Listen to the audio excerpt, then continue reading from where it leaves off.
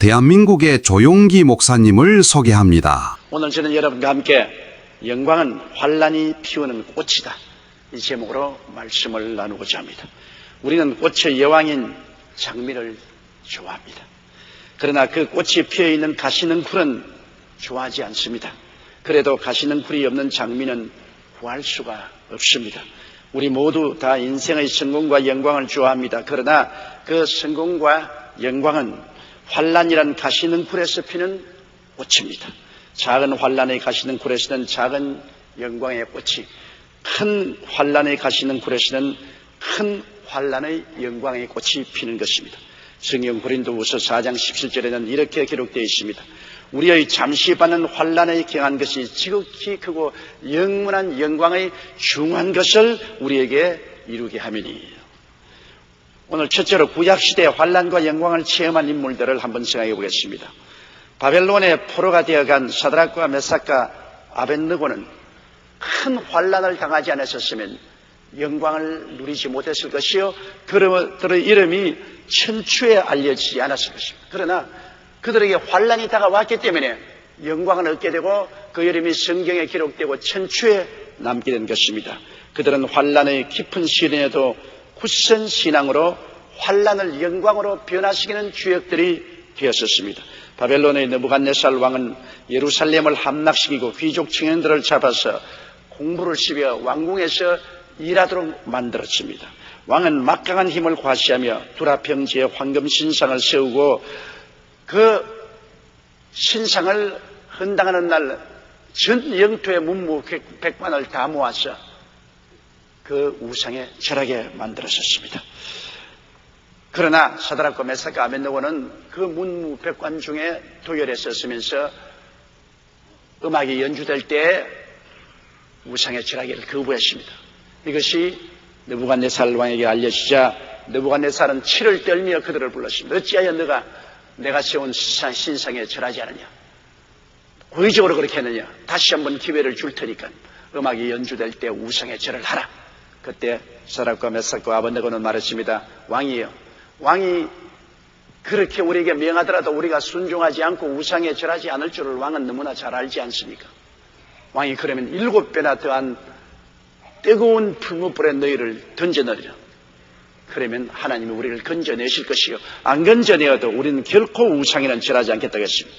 분도 막심한 왕은 음명을 내려서 그들을 7배나 더한 풀무불에 던져넣으라고 했는데 얼마나 명령이 엄했던지 그들을 던졌던 병사들이 그 불길에 타 죽는 비극까지 일어났습니다. 그러나 그들이 불구덩이 속에 던졌을 때 왕이 놀란 것은 세 사람을 던져내는데 제 네 번째 사람, 하나님의 아들 같은 분이 와서 함께 그들과 춤을 추고 있는데 이 네 사람은 불에 타이도 아니하고 그슬리도 아니하셨습니다. 너무나 놀라서 느부갓네살이 사드락과 메삭과 아벳느고를 불러내셨습니다. 보니 머리카락도 타지 않고 불에 그슬린 흔적도 없습니다. 시험을 당할 때 믿음을 저버리지 않고 타협하지 않고 굳게 하나님을 의지하는 사람에게 주님이 나타나신 것입니다. 환난 때 하나님의 영광이 나타납니다. 평소에 하나님의 영광이 나타날 필요가 없지 않습니까? 환난 때 하나님의 큰 영광이 나타났습니다. 이 환난의 큰 시련을 통해서 그 무시무시한 불신의 왕 느부갓네살 왕조차 마음이 녹아지고 변화를 받고 사드락과 메삭과 아벳느고는 그 지위가 더 높아지게 된 것입니다. 성경 다니엘서 3장 28절로 30절에 보면 느부갓네살이 말하여 가로되 사드락과 메삭과 아벳느고의 하나님을 찬송할지로다. 그가 그 사자를 보내서 자기를 의리하고 그 몸을 부려서 왕의 명을 거역하고 그 하나님 밖에는 다른 신을 섬기지 아니하며 그에게 절하지 아니한 종들을 구원하셨도다. 그러므로 내가 이제 조서를 내리노니 각 백성과 각 나라와 각 방언하는 자가 무릇 사드락과 메삭과 아벳느고의 하나님께 쓸만히 말하거든 그 몸을 쪼개고 그 집으로 걸음틀을 삼을지니 이는 이같이 사람을 구원할 다른 신이 없음이라 하고 왕이 드디어 사드락과 메삭과 아벳느고를 바벨론도에 쭉 높이니라. 이거 보십시오. 환란의 용광로가 느부갓네살의 완악한 불신앙의 마음조차 녹여버리고 오히려 사드락과 메삭과 아벳느고를 더 영광스럽게 만들어 놓고 말한 것입니다. 우리는 다니엘의 환란과 영광도 잘 알고 있습니다. 메대와 파사왕 다리오 때 왕이 다니엘을 사랑해서 국무총리로 삼으려고 할 때 관료들이 시기를 해서 모함을 했습니다. 왕에게 와서 말했죠. 왕이여, 지금부터 30일 동안 왕을 신으로 삼고 다른 신에게 예배하는 사람은 잡아서 사자굴에 넣게 하소서. 듣기에 좋다 말입니다. 왕이 그 칙령에 의인을 찍었습니다. 그런데 다니엘은 그럼에도 불구하고 그는 하루에 3번씩 예루살렘을 향하여 창문을 열어놓고 하나님께 감사 기도를 드렸습니다. 이것을 곧장 관료들이 왕에게 고발했습니다. 왕이여, 왕의 명령을 어기고 다니엘이 자기의 신에게 하루에 3번씩 경배합니다. 그때야 왕이 다니엘을 모함해서 잡아넣으려고 이들이 이렇게 했구나 알았지만은 이미 자기가 명령을 내리고 인지를 찍은지라 어찌할 도리가 없습니다. 그래서 다니엘을 잡아서 사자굴 속에 던져넣습니다.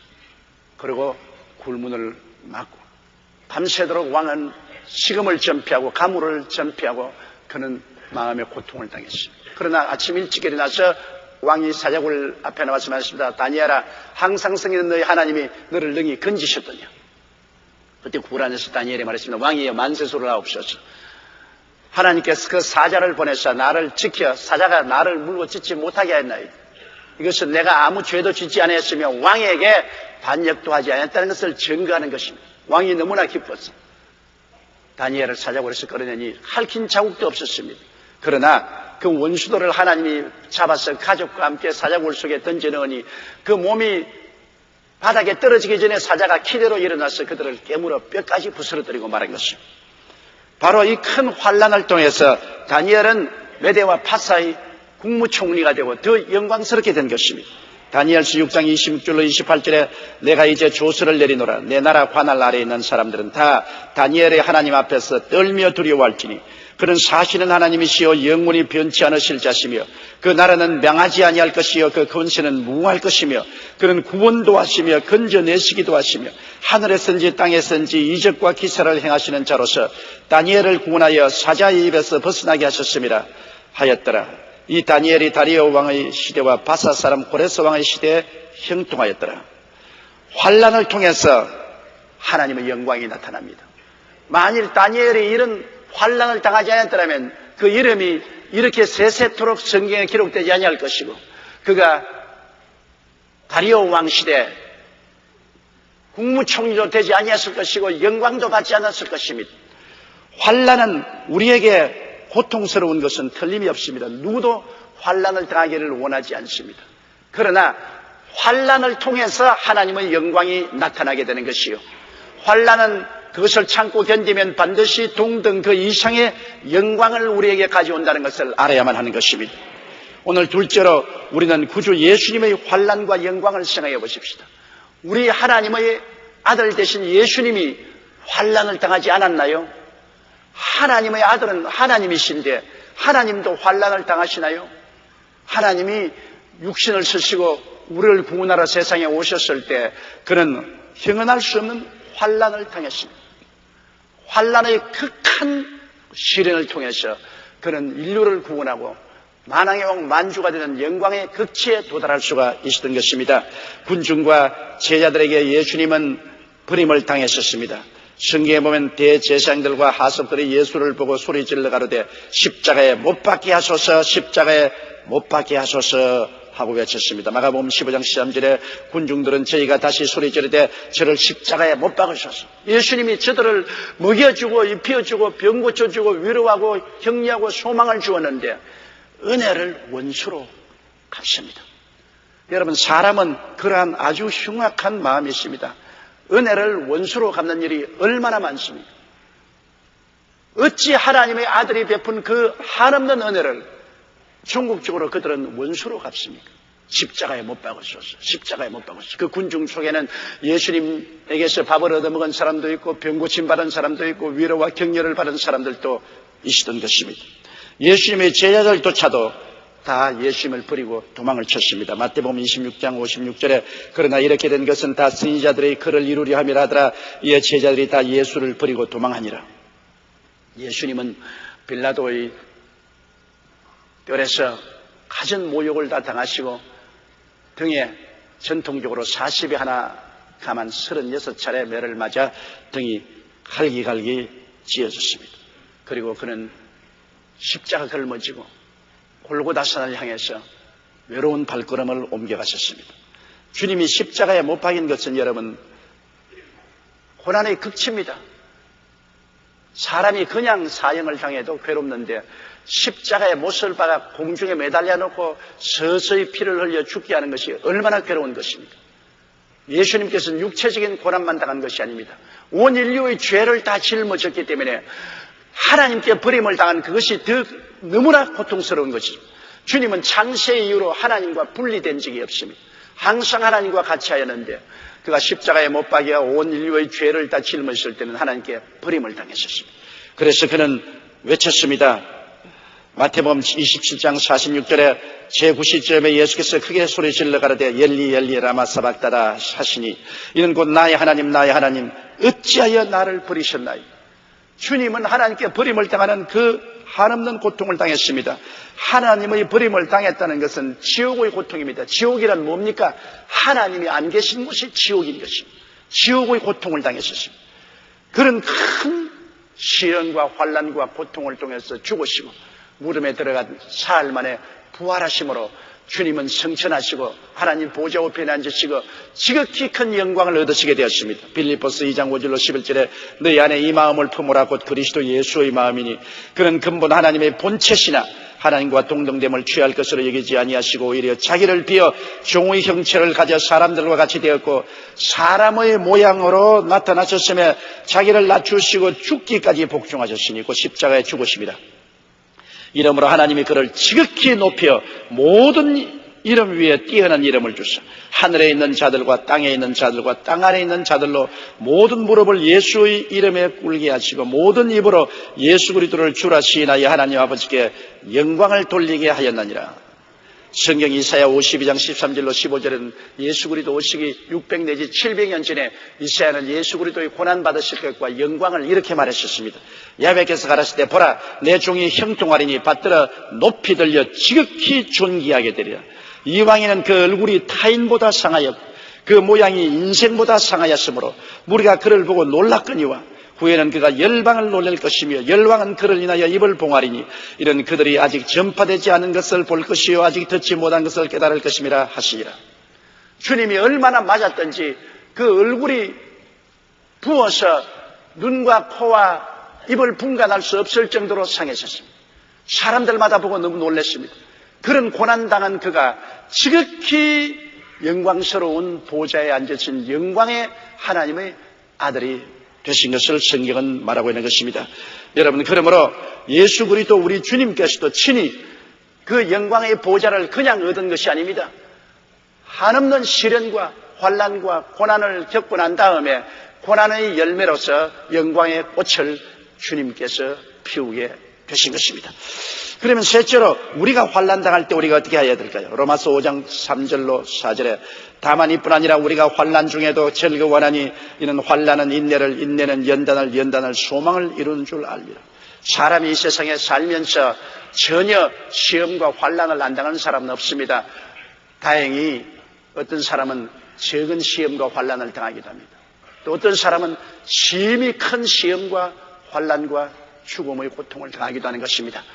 그러나 환난과 시험이 전혀 없는 자는 한 사람도 없습니다. 티끌이 불티가 하늘로 올라감 같이 인간은 환난을 위해서 태어났다고 욥기에 기록되어 있는 것입니다.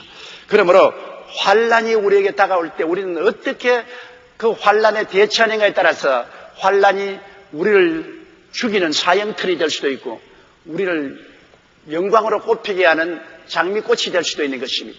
우리의 자세와 태도라는 것이 대단히 중요한 것입니다. 그러면 환난이 우리에게 먹구름처럼 다가오고 폭풍우처럼 불어올 때 우리는 어떻게 해야 될까요? 여러분 환난이 다가올 때 환난에 저항하지 말고 순순히 받아들여야 되는 것입니다. 환난은 하나님께서 우리를 시련하기 위해서 보내는 것이기 때문에 환난을 저항하면 저항할수록 더 고통스럽습니다. 환난은 다가올 때 우리가 가슴을 펼치고 순순히 환난을 우리의 운명의 태인 것으로 받아들여야 되는 것입니다. 그래서 환난을 참는 것입니다. 환난을 참지 못하고 발부둥을 치고 원망하고 불편하고 발을 둥둥 구르고 욕을 하고 주먹질을 하면 점점 환난은 더 족쇄처럼 쪼여오는 것입니다. 더 괴로워지는 것입니다. 그러므로 환난을 당할 때 우리는 환난은 인내를 시험하는 것이기 때문에 인내해야 됩니다. 참아야 됩니다.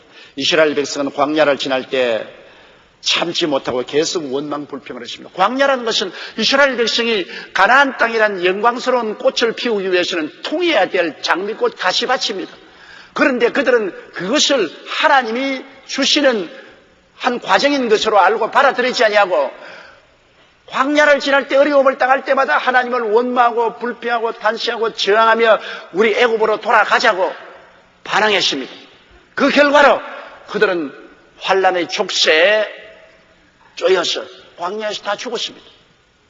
환난은 우리가 받아들이면 소화되고 우리의 영양분이 되지만은 환난을 우리가 저항하면 그 환난의 족쇄에 묶여서 죽습니다. 요수아와 갈렙은 뭐라고 했습니까? 가나안 땅에 들어갈 때 가나안 땅의 그 높은 성벽과 느피림의 후손 안악자손 대장부들이 지키고 있는 것과 그 토지의 주민을 삼키는 듯 광야 같은 것을 보고 그들은 우리의 밥이라고 말했습니다. 우리 들어가자. 다 물러가자고 하는데 요수아와 갈렙은 그 환난과 고통의 땅이 우리 밥이라고 말했습니다. 밥은 여러분 우리 주우라고 주는 것이지 먹고 죽으라고 주는 것이 아닙니다. 밥은 먹어야 건강하게 자라고 우리가 살아갈 수 있잖아요. 그러므로 우리의 삶의 메뉴 중에 환난과 고난은 밥으로서 얹혀져 있는 것입니다. 그 환난과 고난을 물리친다는 것은 우리의 삶의 밥상을 물리쳐버리는 것입니다. 밥을 안 먹으면 굶어 죽지 않아요. 약해지지 않아요. 우리의 메뉴 중에는 환난과 고난이 반드시 들어있다는 것을 알아야만 되는 것입니다. 고린도전서 10장 10절로 11절에 저희 중에 어떤 이들이 원망하다가 멸망시키는 자에게 멸망하였나니 너희는 저희와 같이 원망하지 말라. 저에게 당한 이런 일이 그 우리 되고 또한 말세를 맞는 우리에게 경계로 기록하였다고 말씀하고 있는 것입니다. 그러나 우리가 성경에 보면 환난을 소화해서 그 결과로 큰 영광의 꽃을 피운 사람이 있습니다. 욥입니다. 여러분, 욥은 환난이 다가올 때 환난을 저항하지 않고 그 극심한 환난을 자기에게 보내준 하나님의 연단으로 받아들인 것입니다. 야고보서 5장 11절에 보라 인내하는 자를 우리가 복되다 하나니 너희가 욥의 인내를 들었고 주께서 주신 결말을 보았거니와 주는 가장 자비하시고 긍휼을 여기신 자시니라. 우리가 감당치 못할 시험당함을 허락지 아니하시고 시험당할 즈음에 피할 길을 내사 능히 감당케 하시는 하나님은 자비하고 긍휼하신 하나님이신 것입니다. 우리의 삶의 밥상 메뉴에 환난과 고난을 하나님이 넣어주신 것은 이를 통해서 우리가 소화시키고 힘을 얻어 더 큰 영광을 얻을 수 있는 자격을 갖게 하려고 그렇게 하신 것입니다. 욥기 1장 20절로 22절에 보면 욥이 일어나 겉옷을 찢고 머리털을 밀고 땅에 엎드려 경비하며 가로되 내가 모태에서 즉신이 나와 싸운 적 또한 즉신이 그리로 돌아가올 적 주신 자도 야훼시요 취하신 자도 야훼시오니 야훼의 이름이 찬송을 받으실지니이다 하고 이 모든 일에 욥이 범죄하지 아니하고 하나님을 향하여 어리석게 원망하지 아니하더라. 여러분, 욥은 원망할 만합니다. 왜냐? 있는 재산 다 잃어버리고 자식들 다 비명 횡사하고 그의 몸은 치료할 수 없는 병에 걸려서 옷을 입을 수 없을 만큼 골마 터져서 잿더미 위에 앉아서 기왓장으로 몸을 걸고 있었습니다. 그는 폐가 망신했습니다. 어지간한 사람이면 하나님을 원망했습니다. 그 아내조차 와서 하나님을 원망하고 죽으라 그러고 떠났습니다. 그런데도 그는 그 시험과 환난을 저항하지 않았습니다. 하나님이 내 평생에 좋은 것도 주실 수 있고 환난도 주실 수가 있다. 그것을 하나님이 자기에게 주시는 것으로 받아들이고 수용하고 저항하지 않았습니다. 그렇기 때문에 그는 환난 중 원망하는 어리석음을 행치 않았으며 오히려 하나님의 주권적 행사를 겸허히 받았습니다. 하나님은 내가 인간적으로 생각하기에 좋은 일만 내게 보내주신 것이 아니라 내게 시험과 고난도 보내주신 것이므로 하나님을 찬양합니다. 하나님을 저항하지 않습니다. 하나님을 받아들입니다. 그렇습니다. 욥기 1장 21절에 가로되 내가 모태에서 적신이 나와사온지 또한 적신이 그리로 돌아가올지라 주신 자도 야훼시여 취하신 자도 야훼시오니 야훼의 이름이 찬송을 받을지라. 언제 주셔서 좋을 때는 웃고 하나님을 감사하고 그두어 가실 때는 원망과 불평할 수가 있느냐? 내가 빈손 들고 어머니 뱃속에서 나왔는데 갈 때는 또 빈손 들고 가지 않겠느냐? 살아있는 동안에 주시니도 하나님이시여 그두어 가시니도 하나님이시니 그저 하나님께 감사할 것밖에 없다고 긍정적으로 그 환난을 바라보고 원망하지 않았습니다.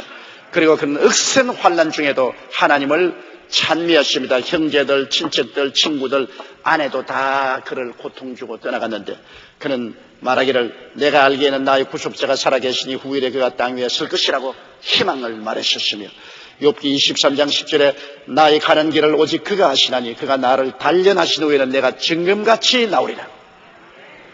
지금은 내가 단련을 받는 동안에 너무나 고통스럽지만 단련받은 후에는 정금같이 되어 나올 것이다. 그런 희망의 고백을 잃지 않았습니다. 그 결과로 하나님께서 어떻게 했습니까? 환난이 지나고 난 다음 연단을 받고 일어난 욥을 하나님이 축복하셨습니다. 욥기 42장 12절로 17절에 야훼께서 욥의 모년에 복을 주사 천복보다 2배를 더 주셨습니다. 그가 양 5,000마리였는데 14,000과 약대 6,000과 소 1,000거리와 암나귀 1,000을 주셨으며 또 아들 7과 딸 3을 낳았는데 그가 첫째 딸은 여미마라 이름하였고 둘째 딸은 구시아라 이름하였고 셋째 딸은 게렌 합북이라 이름하였습니다. 전국 중에 욥의 딸처럼 아리따운 여자가 없었더라. 그 아비가 그들에게 그 오라비처럼 산업을 주었더라. 그 후에 욥이 140년을 살며 아들과 손자 4대를 보았고 나이 늙고 기한이 차서 죽었더라. 욥은 환난 전에보다도 환난 후에 배로 더 하나님의 복을 받고 은혜를 입게 되는 것입니다. 그리고 오늘날 또 욥이 환난을 받았기 때문에 아무것도 아닌 사막에 살던 한 촌장인 욥이 성경에 기록되고 세세 그 이름이 높임을 받고 사람들이 그를 찬양하게 됐습니다. 환난 안 받았을 욥은 이름도 없는 사람이요. 그런 저 아라비아 북부에 있는 어느 조그마한 촌락에서 태어났다가 이름 없이 죽어버릴 사람이요. 환난이 그를 유명하게 만들었습니다. 환난이 그를 영화롭게 만들고 세 세트로 그 이름이 빛나게 만들어준 것입니다. 그러므로 환난 때 욥처럼 우리는 환난을 하나님이 주권적으로 보내주신 것을 알고 묵묵히 받아들이고 인내해야 되는 것입니다. 그리고 환난은 우리에게 교훈을 가르치기 위해서 오는 것입니다. 우리를 연단하기 위해서 왔기 때문에 환난을 물리치면 교훈을 못 받지요. 선생을 물리치면 제자가 무엇을 배웁니까?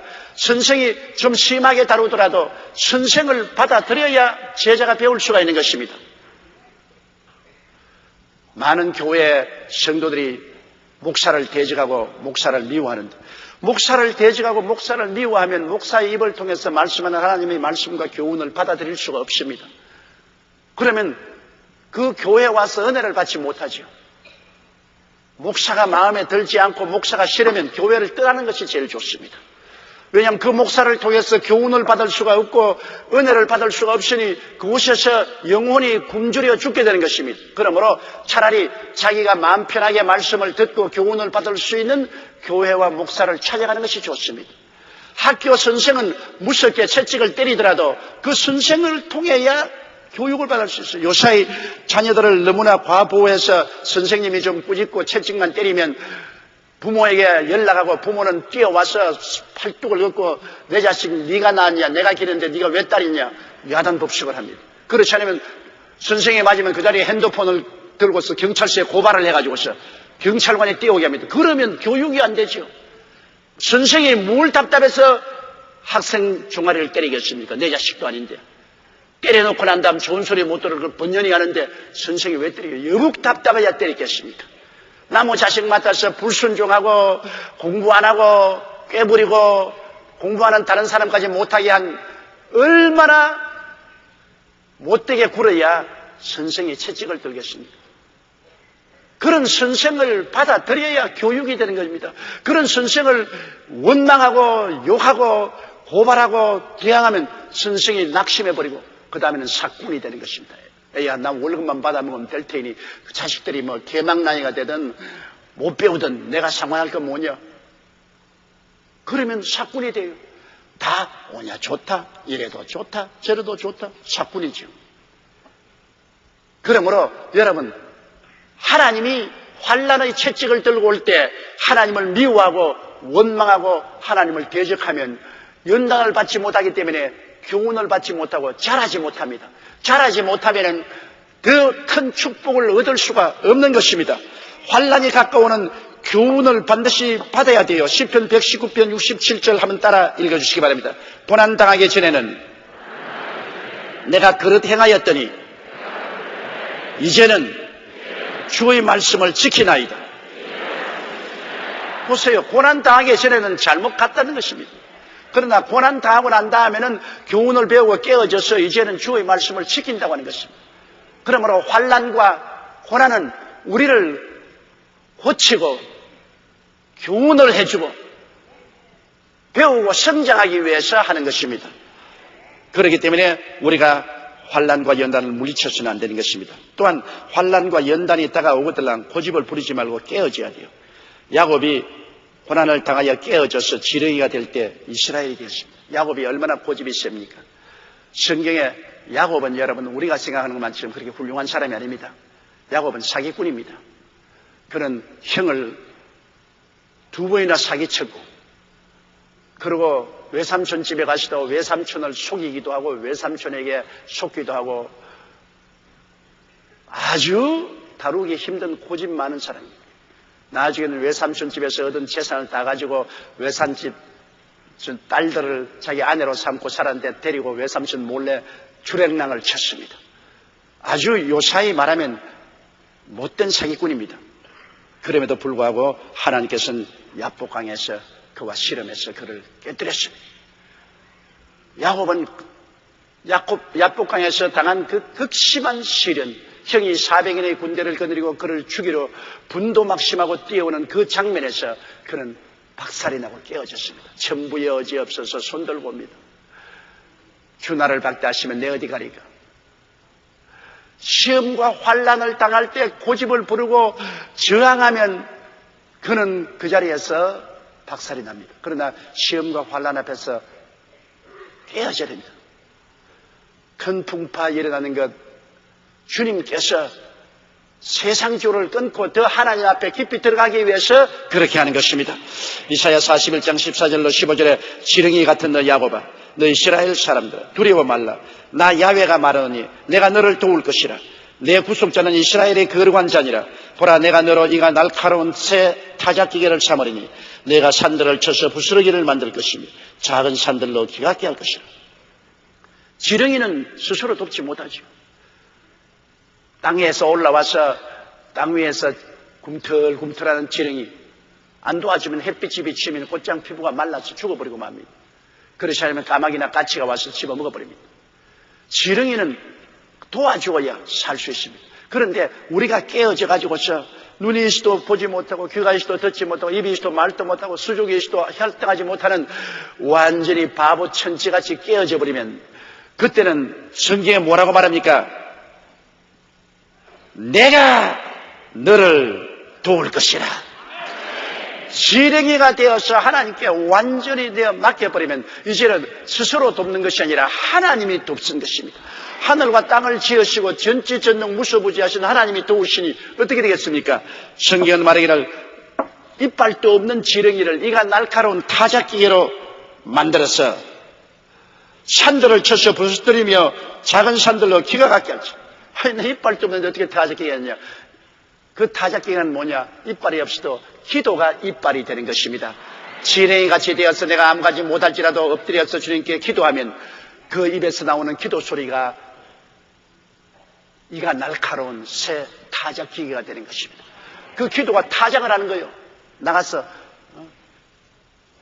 원수를 물어 박살을 만들어 가루가 되어서 날아가게 하는 이가 날카로운 새 타작기가 됩니다. 내가 살았다고 힘있고 내가 주먹을 휘두를 때는 내 힘밖에 없습니다. 그러나 내가 깨어지고 내가 박살이 나서 주님 앞에 지렁이가 되면은 그 엎드려 기도하는 기도가 이가 날카로운 새 타작기계가 돼가지고서 막 부스러뜨립니다. 큰 산도 부스러뜨리고 적은 산도 부스러뜨리고 가루를 만드는 기도의 용사가 되게 만들어주는 것입니다. 그러므로 깨어져서 부러지는 기도가 능력이 있는 것입니다. 그리고 이 시험과 환난을 통해서 순종함을 배우게 된 것입니다. 자기 길을 버리고 주님이 인도하는 대로 따라가는 것입니다. 환난 당하기 전에는 자기 길로 가요. 그러나 환난을 당하고 나면 이제는 깨어져서 주님이 인도하는 길로 가게 되는 것입니다. 히브리서 5장 8절로 9절에 그가 아들이시라도 받으신 고난으로 순종함을 배워 온전케 되었은즉 자기를 순종하는 모든 자에게 영원한 구원의 근원이 되시다. 주님을 순종하는 모든 자에게 영원한 구원의 근원이 되시지 순종 않고 자기 마음대로 가면 안 되지 않아요. 그러므로 우리를 순종시키기 위해서는 환난과 고난이 다가와서 깨뜨려야 됩니다. 그러면 순종하게 되어요. 예수님을 믿지 않거나 술 먹고 늦게 들어오는 남편 때문에 원망불평을 하는 사람들이 있는데 원망불평을 하면 할수록 우울증에 걸리고 낙심됩니다. 또한 바가지 끓는 아내 때문에 원망불평하면 원망불평할수록 자기 마음이 고통스럽고 괴로워집니다. 어떻게 할까요? 이런 남편도 이런 아내도 내 몫에 태인 십자가다. 내 팔자에 태인 십자가다. 왜 다른 사람은 안 그런데 나는 그러냐? 그러지 마십시오. 그건 다른 사람은 다른 사람 팔자가 있고 나는 내 팔자가 있어요. 왜 내 팔자를 다른 사람 팔자하고 비교하면 되나요?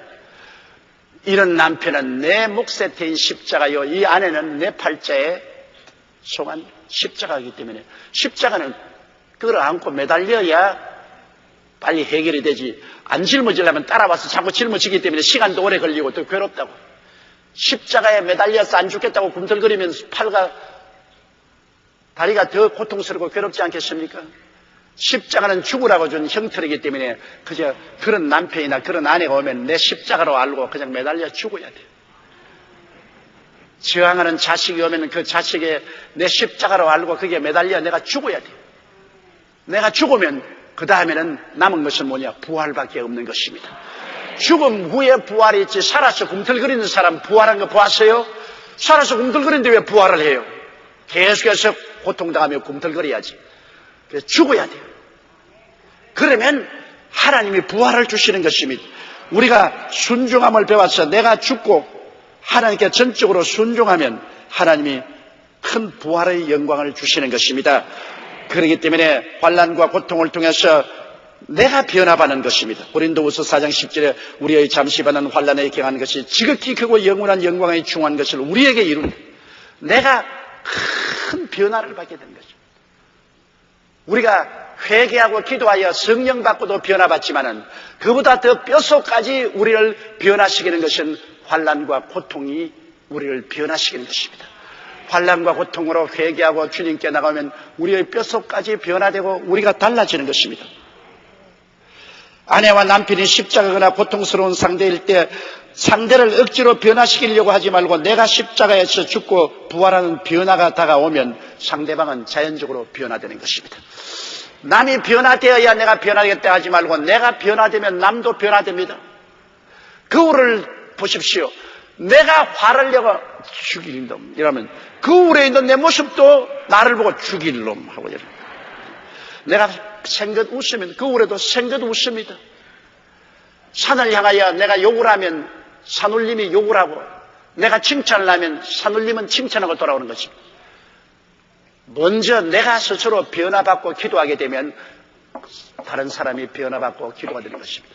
자기는 변화되지 아니하고 남을 자꾸 변화하라고 고함을 치면은 남은 더 싸나워지고 마는 것입니다. 이 세상에 허물 없는 사람 아무도 없고 죄 없는 사람 아무도 없어요. 나만 거룩하고 나만 올바르고 나만 온전하다고 생각하는 사람은 큰 착각에 빠지는 사람인 것입니다. 50보 수백보로 정도의 차이는 있지만은 모든 사람이 죄를 범하였음에 하나님의 영광에 이르지 못합니다. 그러므로 내가 깨어지고 내가 회개하고 내가 변화되면 그 결과로 그 영향력이 상대에 미쳐서 상대도 깨어지고 회개하고 변화받게 되는 것입니다. 우리 지난해 이혼이 13만 5천 건이었어. 10상이 결혼할 경우 4상이 이혼을 했다는 것입니다. 조금만 참았으면 이혼 안 할 것인데, 이혼해서 갈아치우고 또 다른 사람 채워놔봤자 별 볼 일 없어요. 성경에 보면 남편을 5이나 갈아제낀 수가성 우물가의 여인이 있습니다. 하나 갈기 시작하면 계속 갈기 시작해요. 이거 갈아놓고 두 번째 번이 안 되니까 애야 기왕 한 번 갈아놓은 김에 또 갈아보자. 또 두 번째, 세 번째, 네 번, 다섯 번 갈았으나 안 되었어. 예수님이 뭐라고 말했습니까? 이 물을 마시는 나는 다시 목마른다. 또 갈아제껴봐라. 또 목마르지. 5번 우물물을 바꿔 마셨는데 5번 목마르지 않느냐? 그럼 어떻게 할 것이냐? 내가 주는 물을 마셔야 영원토록 솟아나는 샘물이 된다고 하는 것입니다. 예수님 안에서 참 행복과 은혜가 있지. 예수님 떠나서 세상에 자꾸 상대를 갈아제낀다고 해서 좋은 일이 생길 것 같은데 실제로는 좋은 일이 생기지 않은 것을 우리가 볼 수 있는 것입니다. 여러분, 이 세상에서 가장 향기로운 향수는 어디서 생산지 압니까? 발칸 산맥에서 나는 장미에서 나오는데, 발칸 산맥의 장미는 가장 춥고 어두운 시간인 자정에서 새벽 2시 사이에서 따 만듭니다. 가장 추울 때 어둡고, 그리고 새벽 2시에 따 만듭니다. 그 이유는 한밤중에 가장 향기로운 향을 뿜어내게 됩니다. 그 발칸의 산중에 있는 장미는 춥고 어둡고 가장 괴로운 새벽 2시에 향기를 뿜어낼 때 그때 향수를 만들기 위해서 그를 따는 것입니다. 신앙의 향기도 가장 극심한 고통 중에서 향기가 나는 것입니다. 우리는 절망의 고통의 밤을 지내면서 비로소 변화를 받게 되는 것입니다. 사망한 음침한 골짜기를 지날 때는 고통스럽고 괴롭지만은 골짜기를 벗어나 보면 내 옛사람도 벗어버리고 새 사람으로 나오게 되는 것을 발견하게 될 것입니다. 그러므로 우리는 환난 때 소망과 기쁨을 가져야 됩니다. 환난을 당할 때 내일에 대한 소망을 저버리면 안 되는 것입니다. 반드시 환난 속에 꿈과 소망을 가슴 속에 넘치도록 가져야 되는 것입니다. 시편 91편 15절에 저가 내게 간구하리니 내가 응답하리라. 저희 환난 때 내가 저와 함께하여 저를 건지고 영화롭게 하리라고 말한 것입니다. 그러므로 환난은 영광의 씨앗이 되는 것입니다. 환난의 씨앗을 심으면 영광으로 거두는데 동등 혹은 그 이상으로 거두게 되는 것입니다. 사람들이 환난 당할 때 희망을 저버리고 원망하고 불평하고 탄식하면 우울증에 걸립니다.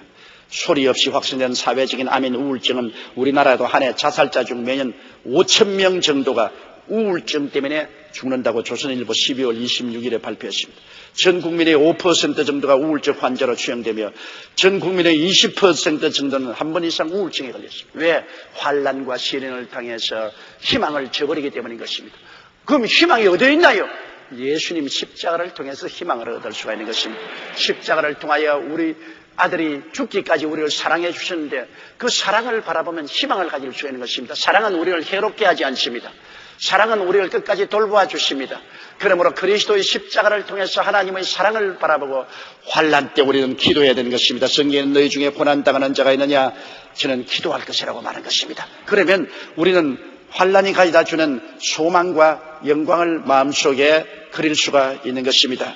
로마서 8장 17절로 18절에 자녀이면 또한 후사 곧 하나님의 후사요 그리스도와 함께한 후사니 우리가 그와 함께 영광을 받기 위하여 고난도 함께 받아야 될 것이라. 생각건대 현재의 고난은 장차 우리에게 나타날 영광과 좋게 비교할 수 없도다. 우리의 환난에 경한 것이 지극히 크고 영원한 영광을 우리에게 이루는 것입니다. 우리가 받을 영광은 우리가 누리는 현재의 환난에 비교할 수 없습니다. 인생의 태풍과 폭풍우를 당할 때 우리의 태도에 따라서 우리가 파멸당하기도 하고 위대한 영광의 꽃을 피우기도 합니다. 파멸당하지 않고 영광의 꽃을 피우기 위해서는 인내하고 연단을 받아 깨어져 순종하고 변화되어서 그 결과 건짐을 받고 하나님이 주시는 영화로움을 받아야만 하는 것입니다. 성경은 말합니다. 누가 우리를 그리스도의 사랑에서 끊으리요? 환난이나 공고나 핍박이나 기근이냐 적신이냐 위험이냐 칼이냐. 그러나 이 모든 일에 우리를 사랑하는 이로 말미암아 우리가 넉넉히 이기나니라. 어떤 환난도 우리를 우리 주 그리스도 예수 안에 있는 하나님의 사랑에서 끊을 수가 없습니다. 우리 다 같이 고개 숙여 기도드리겠습니다. 사랑이 많으시고 거룩하신 아버지 하나님, 우리는 2002년 한 해를 지나면서 크고 작은 많은 시험과 환난을 당했습니다. 그러나 돌이켜보건대 그 시험과 환란이 오히려 우리 주 예수 안에서 영광의 씨앗이 된 것을 체험하고 또 앞으로 그것이 2003년도에 우리 삶의 영광의 꽃을 피우게 될 것입니다. 하나님 아버지여, 그러므로 욥처럼 환난과 시험은 하나님이 우리의 밥상으로 주는 것인 줄 알고 받아들이게 도와주시옵소서. 물리치지 말게 도와주시옵소서. 환난 당할 때 낙심하지 말고 원망 불평하지 말고 오히려 꿈과 소망을 가지고 하나님께 기뻐하고 감사하게 도와주시옵소서. 저녁에는 울음이 깃들일지라도 아침에는 웃음이 다가오리라고 말씀했습니다. 눈물을 흘리고 씨를 뿌리는 자는 기쁨으로 단을 거둘 것이라고 말씀하셨습니다. 고난의 씨앗, 환난의 씨앗은 영광의 열매를 맺는 것인 줄 알게 하여 주시옵소서. 예수님 이름으로 기도드리옵나이다. 아멘. 할렐루야. 아멘. 목사님 감사합니다. 구독과 좋아요는 제작하는 데 힘이 됩니다. 감사합니다.